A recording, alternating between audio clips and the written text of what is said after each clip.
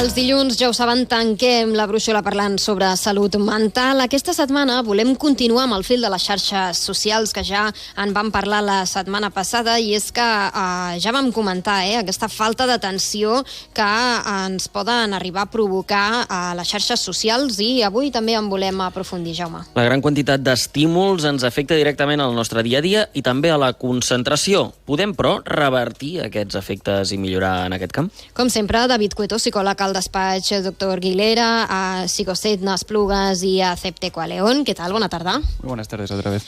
Ja sabem les conseqüències en la nostra concentració de tenir estímuls constants, els efectes negatius, en fi, no?, de les xarxes socials. Es poden revertir aquests efectes en la nostra concentració? Claro, aquí hay bastante, polémica, hemos hablado de estudios, en principio, ¿no? En los primeros años de vida es como un juego entre la emoción y la cognición, ¿no? Es decir, por una parte las emociones son como una guía de los estímulos de ansiedad, miedo, alegría, tristeza, que a la vez regula la atención, y la atención también es la que va buscando, pues, los estímulos que cree más convincentes o más necesarios para sobrevivir. Esto normalmente cuanto más pequeño, más joven se es, ¿no? Esto lo ves con los bebés, ¿no? Desde que son muy chiquititos, el ensayo-error, ¿no? Que repiten una cosa 20 veces. Tira la botella, para ver un poco la asociación, ¿no? Que somos animales, una especie asociativa, ¿no? Y sobre todo la predicción futura, que es lo que hemos ido hablando, de que la atención está hecha para generar como modelos de pensamiento futuro, simbólicos o representacionales. Entonces, entre los dos factores, ¿no? Entre atención y emoción, vamos generando el yo, vamos generando nuestra manera de funcionar en el mundo, y evidentemente, ¿no?, lo que hemos dicho, ¿no?, tanto estímulo, tanta distracción. Yo creo que nuestro cerebro, yo creo que no está muy acostumbrado a esto, ¿no? Es un cerebro que está más preparado para la escasez, por así decirlo. Una entrevista muy buena de un paleontólogo que lo explicaba. La abundancia que tenemos hoy en día en general puede provocar problemas a medio y largo plazo. Per tant, els més petits de casa són els més vulnerables a aquests efectes. Exacto. Sí, hay como una norma que hablan de los primeros 1000 días de vida, que es, los 9 meses de gestación y los primeros años de vida fuera, que es un poco donde se generan los sistemas emocionales y de apego. Entonces es, como digo, es un juego entre la atención cognitiva de este estímulo es interesante, la saliencia, ¿no?, la importancia que le damos, y la emoción asociada a este estímulo. Entonces es como una especie de entre ambos. Entonces, claro, un cerebro infantil es más vulnerable, un cerebro adulto al final, cuando maduran las zonas prefrontales, que se llama del cerebro, que es un poco la guía, ¿no?, lo que se llaman funciones ejecutivas, muy relacionado con la atención, es entre los 20 y 25 años. Entonces, pues eso, cuanto más joven, más blandito, más problemas hay a largo plazo, y sobre todo la estructura, los cambios. Esto es muy importante a los padres que dicen que nacer con mi hijo, al final, la falta de rutina o de poca predicción a un cerebro infantil normalmente, mucha mudanza. Yo entiendo que la vida es complicada, pero eso es lo que estudios suelen decir que es más problemático para los niños y las niñas. Demasiado cambio. Però podem treballar un cop ja ho hem fet malament, per dir-ho d'alguna manera, per intentar tirar enrere aquesta situació? Claro, es que es muy complicado, ¿no? Uno va a internet, lo que hemos hablado, y no sabemos la guía que tenemos, si eso es bueno o malo. Al final es estructura y rutina, ¿no? Es decir, el niño aprenderá a desafiar, aprenderá a retar. Al final se trata de darle como cierto sentido de predicciones, como he explicado, ¿no? Los primeros también 5 años de vida es como que el cerebro hace una especie de modelado de lo que vendrá después, un molde. Entonces, si ese molde desde la infancia, desde la tierna infancia, desde la primera infancia, es complicado, ¿no? Esto se ve, por ejemplo, con chicos o chicas que he trabajado, que han sido adoptados en países, ¿no?, que han venido de fuera, que se ve muy rápido si han estado, por ejemplo, en orfanatos, sitios que han estado como bien educados o bien tratados, o han sido maltratados. Esto el cerebro, aunque realmente no nos acordemos, porque hasta los 3-4 años no aparece el hipocampo, que es la estructura de la memoria y demás, es complicado, pero digamos que el cerebro se acuerda, es decir, de si hay como con un año hay de privación o nos están, digamos, no educando de manera estimulante. Clar, això a la primera infància, però si anem creixent, també adolescents o ja no tant, no gent jove, És veritat que, clar, ara hi ha aplicacions de tot, no només hi ha Instagram i TikTok, que és veritat que és estímul rere estímul en molt pocs segons, però clar, hi ha aplicacions de tot, des d'aprendre idiomes fins a detectar qui ha pintat X quadre. Clar, fins quin punt són útils, no ho són, on està la moderació també? Justo esta mañana he leído que hay cierta, polémica, que hay unos videojuegos en Estados Unidos como probados para el TDAH, como que están validados para el tratamiento médico, y hay como mucha polémica de si esto funciona, no funciona. Al final Bueno, el bombardeo no es malo, lo digital al final es aprendizaje, es decir, por ejemplo, con el tema de los idiomas yo se ha observado muy rápido, un niño o una niña le pones a un vídeos ¿no? en YouTube en inglés, un idioma extranjero, y coge la fonética mucho más rápido, porque el periodo crítico de los idiomas para pronunciar bien normalmente está entre los 3 y 5 años, ¿no? Cuanto más joven mejor, entonces... ¿Es malo? Claro, como todo, depende del uso, es una herramienta, ya hemos hablado de esto, entonces, pero al final, sí que como digo, no hay certezas. Hay gente que te dice que el cerebro es, bueno, a partir de cierta edad no se puede variar, otro que sí, y la variabilidad individual es gigantesca. O sea, al final, dar normas claras y patrones claros para todo el mundo con la cantidad de casos individuales que hay es complicado. I el fet que precisament hi hagi o centres o certes famílies que apostin tant per la digitalització de l'aprenentatge, això ho podem veure com a positiu o també té els seus inconvenients? También yo creo que hay una polémica en esto, ¿no? He visto asociaciones o en algunos países que han intentado dar marcha atrás porque al final, por ejemplo, los niños y las niñas, lo manipulativo es esencial. Es decir, una pantalla está bien, la tocan y interaccionan con ella, pero coger cosas o leer cosas, ¿no? Lo de la tierra, esto está como muy estudiado. Entonces, al final, si les falla lo manipulativo, ¿no? Es decir, coger una pelota, lanzar una pelota, coger un muñeco, romperlo, desromperlo, esto al final és fundamental.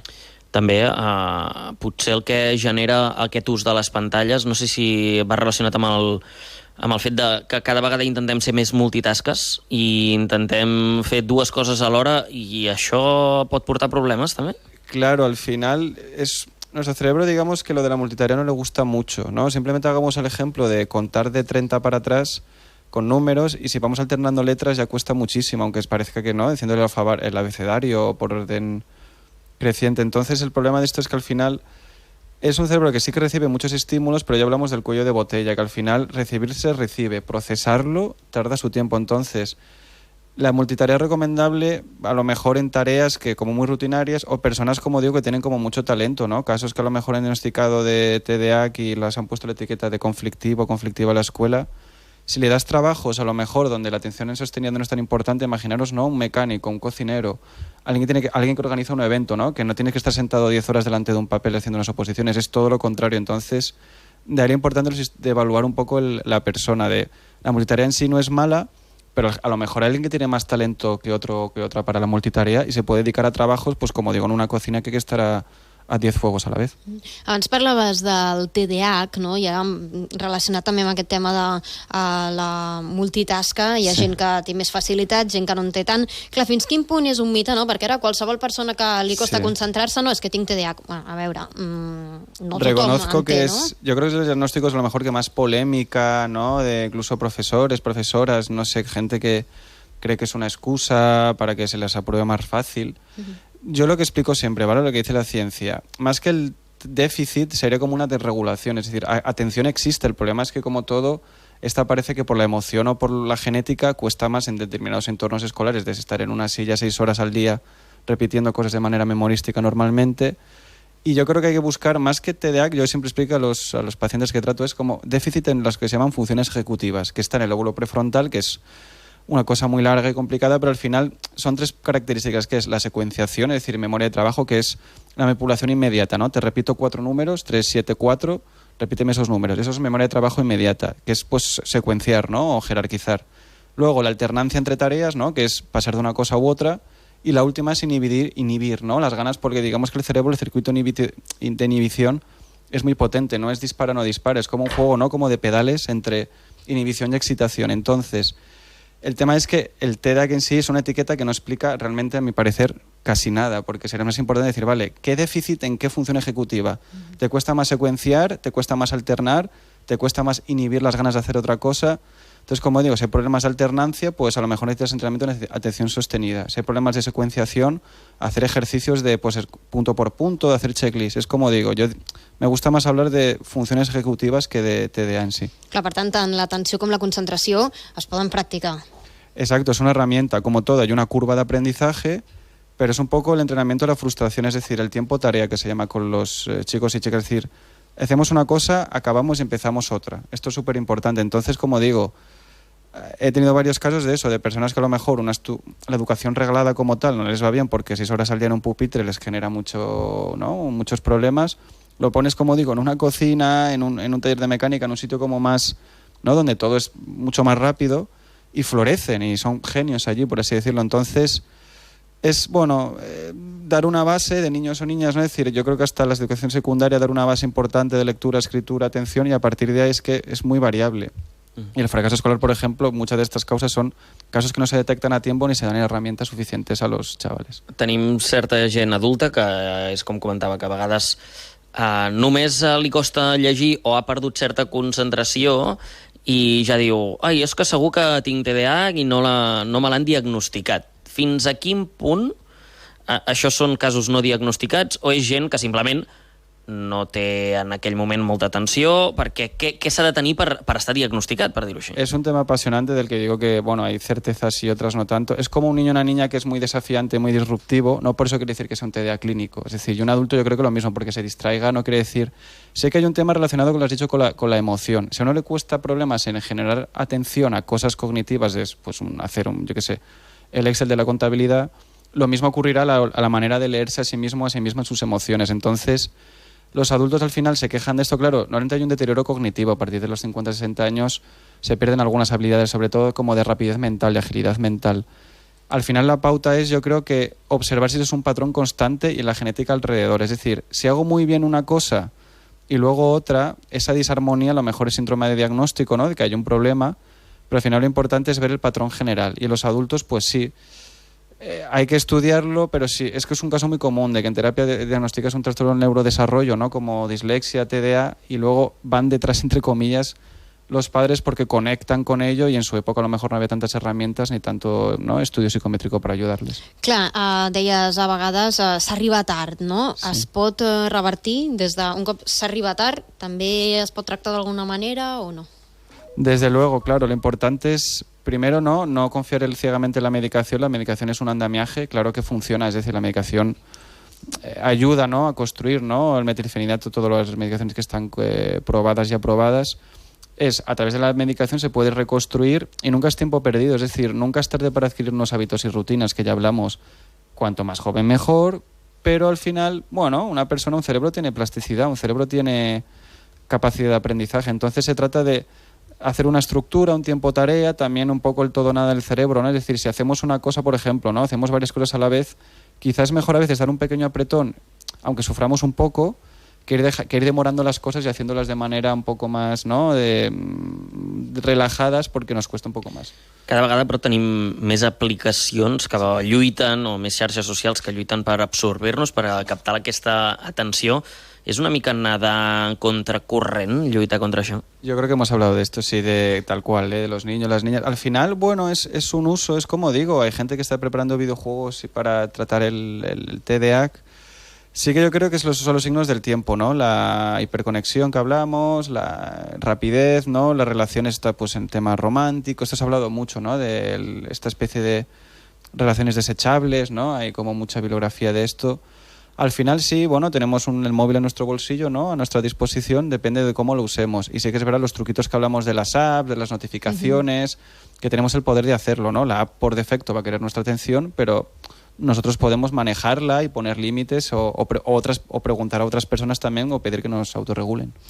En cas que això arriba una persona amb un dèficit d'atenció important a la consulta, tu primer preguntes molt quant de temps passa aquesta persona a les xarxes socials per vincular-ho o desvincular-ho? Tal cual, es decir, si pasa mucho tiempo como haciendo escapismo, que se llama, normalmente es una sensación como de que la persona no está como muy contento o satisfecha. Entonces, las redes sociales al final te dan como una especie de conexión en principio inmediata, pero claro, como digo, ya es un algoritmo y como explico siempre, ¿no?, tú interaccionas con alguien que está en otro proceso emocional, con lo cual la interacción online a veces es un poco complicada. Entonces hay adicción a las redes sociales, entonces sí que puede ser un síntoma de falta de atención, como que la persona, claro, como puedes ir picando, puedes entrar en varias apps, entrar, salir, comentar y ya está. No tienes que, digamos, centrarte en ellas en sí, no es leer un libro a lo mejor o ver una pel·lícula densa, és a dir, és algo como que és muy facilito para el cerebro. Sí, i en el fons es diu connexió, però és connexió o desconnexió, no? Perquè, clar, connectes amb una realitat que a saber què té de realitat, perquè al final és la vida d'una altra persona, i una mica com per desvincular-te una mica de la teva, ¿no? Sí, distracción, es decir, ¿no?, los humanos no queremos estar mal, con lo cual nos distraemos cuando estamos mal. Pero claro, desde niños, el tema de las pantallas, si hay una distracción, o sea, si a cualquier malestar nos distraemos, como que estamos reforzando al cerebro en distraernos totalmente. Entonces, a veces no, el aquí y ahora, que se llama, decir, nos viene una especie de ¿no? Como de escalofrío, de sensación desagradable, de pensamientos intrusivos, de recuerdos malos, y de vez en cuando yo creo que tenemos que dejarlo fluir, el descartar totalmente todo el tiempo. En psicología también hay un tema, la distracción del pensamiento, si es mejor distraerse o no distraerse, hay como épocas, esto va como fluctuando. Cuando yo empecé decían como que hay que distraer totalmente el pensamiento negativo, ahora no, el mindfulness, que hay que como que absorberlo y digamos integrarlo. Entonces sí que al final es pasarlo un poquito mal, ¿no? El que nos sintamos mal no quiere decir que sea malo, simplemente es digamos, la atribución que hacemos de ello. Y la ansiedad o el miedo son mecanismos, es información que tenemos del entorno y que, bueno, no distraernos siempre es importante, jo crec, per a una vida regular i feliç. Doncs deixem aquí aquest capítol d'atenció i concentració, també barrejada amb les xarxes socials. Això sí, David Cueto, dilluns vinent més. Muchísimas gracias. Gràcies, bona tarda. Buenas tardes.